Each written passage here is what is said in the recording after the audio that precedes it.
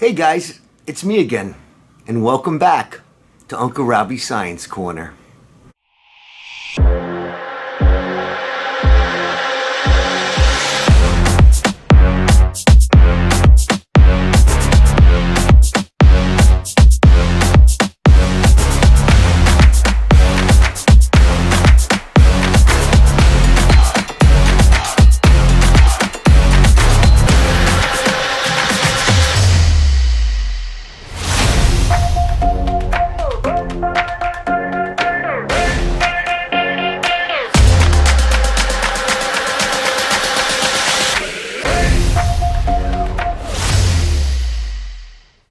Hi guys, it's me, and tonight we're gonna get back to working on the ICE Man bass. This is gonna be episode 1 in the ICE Man Cometh. It's gonna be a little series on me doing up the ICE Man body. So, without any further ado, let's focus down here onto the ICE Man body. Wow, I got my camera. Ooh, pretty tight there. Anyway, guys, I know you remember this bass. Okay, this is the ICE Man body I've been so dutifully working on for, I don't know, it's pretty much since I started this channel. I've been working on it even longer, but like I said, there's no mistakes here. There's just happy accidents on Uncle Robbie's Science Corner. I got the body to a point where I think the finish is good enough. There's a little stuff down here I'm going to buff out. Little dribble there, but whatever. This thing, as far as I'm concerned, is absolutely fandibulous. So what I'm going to do right now is I'm going to install the EMG pickups. Now, you might remember these pickups. These are the EMG PJAX pickups that were in the Blue Thunderbird body that I did a video a long time ago about. And I took these out of Blue Thunderbird because, like I said, we had that happy accident with the where the towel got impregnated into the finish. So I actually have that's back in the garage in the paint shop, and that's almost ready to rock and roll. So that's going to be one of the next builds we do here. So what I did was I just pulled these pickups out of that basic guitar, and now what I'm going to do is stick them into this bass guitar. Now the EMG pickups, if you remember the old, here I'm going to zoom in right down close. Okay, I'm going to get in here, all right, so you can see. If you remember the EMG precision bass pickups, these are the solderless ones, okay, and you have your wider one here. Okay, because it's got to get attached. So basically, we're going to take the one with just 2 terminals, and that's going to be our upper half, and that's going to be the lower half. So what we're going to do right now is foam these suckers up and get that in. So what we got to do first is take our foam. Okay, we got our foam. And we're just going to snip-a-rooney. I love this foam because it's just about the right size. Oh my God, look at that. We're just going to snip a piece of foam here, okay? And maybe snip a piece of foam here, okay?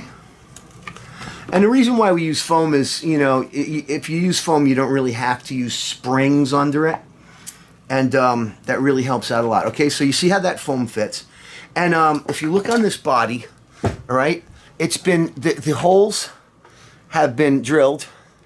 You can see the holes to get into the control cavity.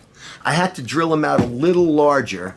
I actually had right here to take a little file and file them out a little larger because they wouldn't quite fit when I first tried to put the pickups in, because this is made in Japan. Fender jazz bass pickups are a different specification than made in USA. And made in USA jazz bass pickups are actually 2 different sizes. Okay? So remember that, and we'll talk about that some other time. We'll maybe do a little forum of made in Japan pickups. So what I'm going to do is I'm going to thread this, okay, through here without scratching the shit out of my my brand new base body. I'm gonna have to move this knob. So, you know what I'm gonna have to do? I'm gonna have to actually uninstall the knob for a second because it's not gonna allow me enough clearance between the control cavity hole. This is a very, very tight route on this guitar. So I'm gonna just pop this out really quickly, okay? And actually, maybe what I should do is really just uninstall the guts for a second. Okay, you see what I'm saying? I'm just gonna uninstall that until I get the, well, this one, the Jazz bass, the bridge pickup, should get into that hole relatively easily. But this one is just being a little bit stubborn. It's being a little bit of a sucker. So what I'm gonna do is, So how's everybody been? I asked a couple of people on what they've been doing with themselves, and my buddy Dave Mustaine told me that he's collecting records, which is pretty cool. I might do a little video on with my friend John. He was the cameraman on the video from when we went to up to Interlock into Hip Shot. He's a big record collector. He's a great vinyl restorer. Okay? So we're going to just, I don't want to scratch this bass up, so I'm going to try and get that in. All right, so now they have that there. Anyway, back to what I was saying about John. He's an expert vinyl restorer. So maybe we'll do a little video about collecting records. I don't know, because anything's cool on this channel. I'm up to talk about anything. I only do this because I'm really lonely and I don't have anything else to do in my life. And you guys keep me from basically killing myself. I'm just kidding. I'm just freaking kidding. All right. See, and what we do is we get the foam under there, okay? All right, now I'm going to take my Phillips head screwdriver and I'm going to just get that going down into there. There you go. You want to get it to bite in. Okay, then you get this one to bite in. All right. You want to make sure you're not screwing through any wires, which I don't think I'm doing. Let me just make sure real quickly. Okay? Because that would be a catastrophic failure. Just make sure, all right? And no, we're not drilling through any wires. That's good. That's some good stuff right there. This body, I don't know if I explained to you. I bought this one on eBay. And I think I've left a link at one point or other to where this body came from and who made it for me. I can't remember the guy's name off the top of my head. This was not made by Toro Guitar Works, though. This was made by somebody else completely different. And I can't remember the dude's actual eBay store's name. But what I can do is when I'm editing this, I'll look for it. And I'll put actually a link so you guys can, if you want to get one of these, they do beautiful swirl jobs. This one, like I said, is glow in the dark. This guy does really interesting. I think this body, when I bought it, with the swirl and routed as it was as such, was about $199, And, you know me, I'm always looking for parts on eBay. When I see something I like, I grab it. I might sit on it, I might buy a set of P-bass pickups, like I got this one set here of EMG active PJAX pickups. Can you see that?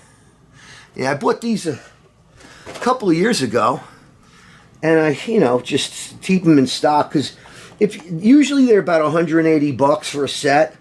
So every once in a while you can find someone selling one for $150, sometimes less. Sometimes, you can find them selling them for $125. That's when I jump on them. Anyway, so we got that one in. Look, no big problem. And now what we're going to do is we're going to take the J pickup, okay, which I dropped the screw out of. There it is. Okay. Like I said, I pulled these out of the blue T-Bird body, and I'm sticking them in here now. So what I'm going to do is refoam this, and I love this foam because it's just kind of the perfect size. This came out of I I don't know, Seymour Duncan. I'm not sure actually which, but it's regular old gray foam. And this is about the right thickness. Okay, you just want to make a little square. See that? Okay, and you shove that son of a gun in there. You take these wires and you shove them into the control cavity, and this is a really long pickup wire. I mean, going into this cavity, this one could actually be used for a bridge pickup, and I might actually have to pull this out and use it when I do the next set of bodies that I'm going to do, because they're going to have custom 3 pickups. But I don't want to ruin the surprise on that yet, because I know how much you guys love watching my videos and seeing Uncle Robbie lose his composure. Okay, I got that end. All right. Lose my composure when I'm doing all this and try and maintain you know, my happy disposition. See if I can get the red. Oh, by the way, I never explained that the red wire, okay? These red wires, those are the battery wires. EMG pickups. You know, you guys need to ask me more questions in the comments, because I'm assuming that everybody knows all this stuff. And that's because, you know what, I'm going to have to shove these both through at the same time. Like I said, I can never find the hole. Ha, ha, ha, oh my God, I'm such a card. People don't know, EMG pickups are active. Active pickups mean they actually have a little active preamp in them. And, there you go. There you go. There you go. Oh, don't slam them around. Don't break nothing. Don't scratch nothing. Trying to keep this all from getting completely scratched on the back. Anyway, that'll work. Active pickups are the coolest thing since sliced bread, in my opinion. Because, one, you don't require the ground wire right here, okay? You see in the bridge, there's a little route for a ground wire. You don't really need to do that, which is one of the reasons I like. Also, these are like completely like oxygen-free, low impedance. And a low impedance pickup means that, one, you don't really get a lot of signal loss depending on your guitar cable length. You know, passive pickups, there's oh wow, that's pretty tight, but it fits. I ground this one out pretty good. I mean, I filed it out pretty good. Passive pickups, like normal, regular Fender pickups, you know, if you use longer than like a 20-foot cord, you're going to start to get a tremendous amount of signal loss. You know, like if you go between a 20-foot cord and say a 50-foot stage cord, you're going to lose a tremendous amount of signal. And the thing about these are low impedance pickups, or low Z as they call them. You don't get that signal loss. Also, since there's no string ground, if you are plugged into your amp, it reduces your chance of actually getting electrocuted. Now, when I'm playing live, most of the time I'm using a wireless unit, and using a wireless unit removes me from the electrical circuit, you know, situation anyway. But since this is not grounded, it reduces your chance of getting shocked or electrocuted. You know, like when you walk up to your mic and your lips touch your microphone and the polarity on your mic and your amp are reversed, and next thing you know, zap! And I guess some guy from some old band died from that. I'll have to look that one up. Guy who got electrocuted on stage. But anyway, come on, get in there. There you go. All right, there you go. It's down. It's down, down, down, down, down, down. Old Don Nick song. Hey, extra points if you look up a Don Nick song. Maybe I'll leave that link to the Don Nick song in the description. Don Nick's is a American jazz superstar. Get in there. Get in there. All right, that's in there. Get in there. Might have to drill these screw holes a little deeper so I don't strip the heads, but right now they seem like they're working just fine and dandy. And there you go. Look at that. Now they're in. They're in. Look at that. See that? And that's just beautiful. Now what we're going to do, flip this son of a gun over, okay? And pretty much, I don't know if y'all can see this. I'll put that there. Here's my little lock washer. I'll put that over there so for future reference. Okay, now on the EMGs, it's like I said, these are solderless pickups. Okay, you want to take from the pickup, you want to take this and slide that onto the center terminals right here. Okay, and we're going to do it with the Jazz bass pickup. Okay, the Jazz bridge pickup. I'm going to do the same thing right in here if my manual dexterity will allow me to, and like my eye vision, I gotta pull my glasses off for a second. Should be doing this wearing my bifocals, but unfortunately they're sitting over there by my computer, and I'm too lazy to stand up and go get them. So anyway, there you go. And you see that. There's the control cavity, okay? So I got the pickups on there. Now what I'm gonna do is I'm gonna take my lock washer, okay? If you remember from the Strat Jack output video, that cheeky little beggar wouldn't go in, so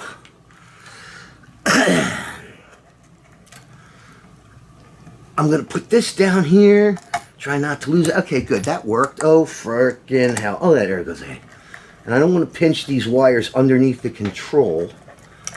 I don't know if you can see what my hands are doing, but I don't want to pinch that under the control. And now what I'm gonna do is, if you can see, I'm gonna try and hold the knob in, okay? Hold the knob in. I'm gonna drop this down on there.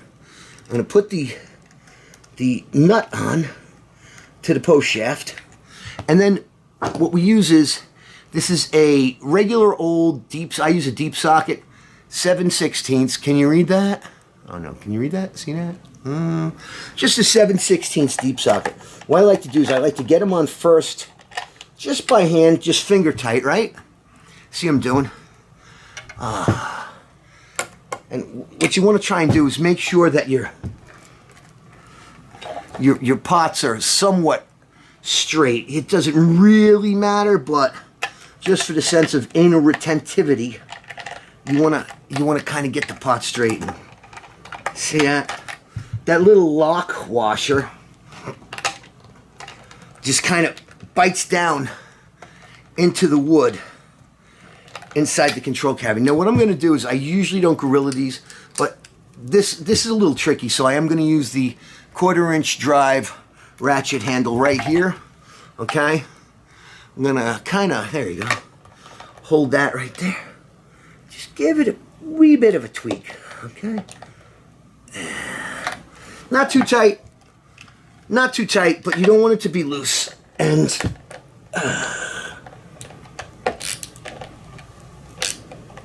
you see what I'm doing? Okay. And that's how that goes in, like that. You don't want to do it too tight, or you'll break shit, but you don't want to let it loose, or the thing's just going to spin around, all right? Oh. And that, as we say in show business, is that. Anyway, so what we're going to do next video is we're going to put in the electro socket and put on the back plate, and so that's how we do it. We'll put the knobs on, we'll do a little stuff, but anyway, that's how you install. Let me zoom out so you all can see my pretty little face again. And it's sweltering hot in here, and that's how you do it. Okay, kids? So we just put the EMG PJAX set in, and everything's looking good so far. And so stay tuned, and I'll be back with another video. For you, it'll be a couple of days. I'm gonna make a few right now, and you know, I drop them every few days. This way I don't have to, you know, do any extra excessive work. But until then, guys, you know I love you. Be fucking cool. Oops, sorry, I have to maybe bleep that. And keep on rocking in the free world. Later.